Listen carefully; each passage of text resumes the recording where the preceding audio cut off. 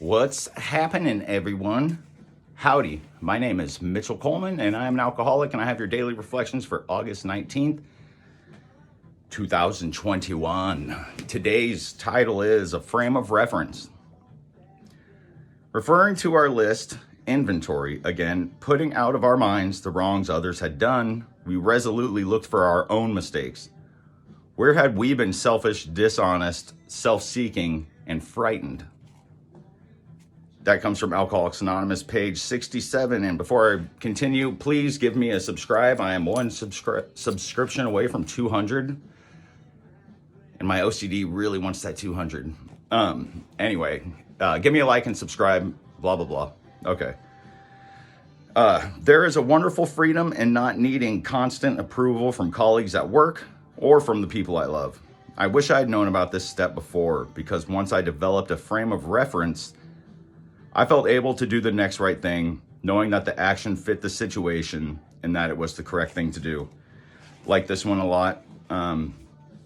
Just good things to always think about. And I've read this before, it's funny because I see these things going on year 3.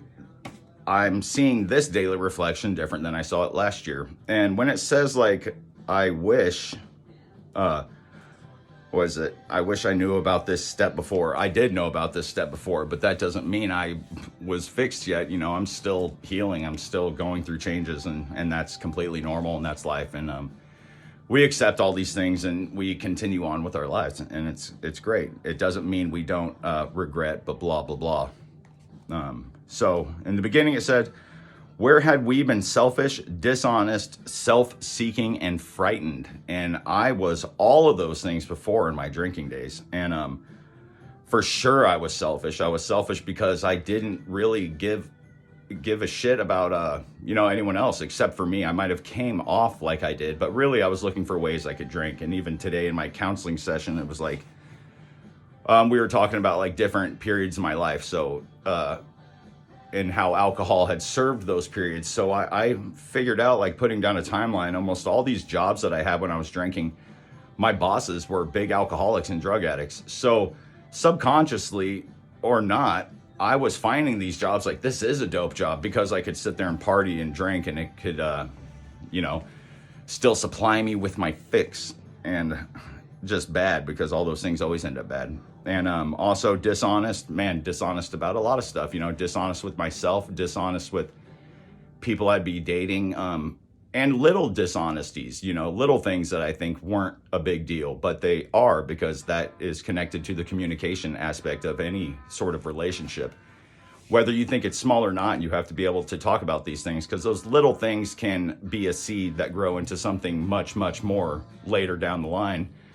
And for someone with, with mental disorders anyway, those little things, if you're not talking to someone about it, they turn and grow into something completely different. And then also goes into the whole, where you could justify it, and you can have a bias against, it is okay for me to be this way because this is the way that is. There's different kind of biases, but self-seeking, definitely, same thing as selfish. I was self-seeking. I'm out looking for that. And self-seeking can be on so many different levels. So having a low self-esteem and having, that feeling of wanting to fit in, I was self-seeking, trying to find any sort of hit of dopamine I could get for someone to say something like, you're cute, you're attractive, you're funny, you're this and that. Yet I would still be awkward when I would hear it. But I have to admit that those were things I would be doing, hey, what's up, cutie? And then get oh, hey, you're good looking too. And it's oh, I am good looking. Cool, thank you.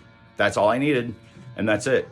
Yet I'm getting it, and I don't ever want to keep going back to the same stuff. I just have to talk about these things. This is what it is. And I was frightened, definitely frightened. And I now know I feel able to do the next right thing, knowing that the action will fit the situation and that it is the correct thing to do, because it is the correct thing to do. We have to be able to talk about things. We have to sit there and really pay attention to what we're doing before we make these decisions, because again, these decisions that you think might be small, these little things you might hide, they can come back to really change your life and everything. And that's a time to grow.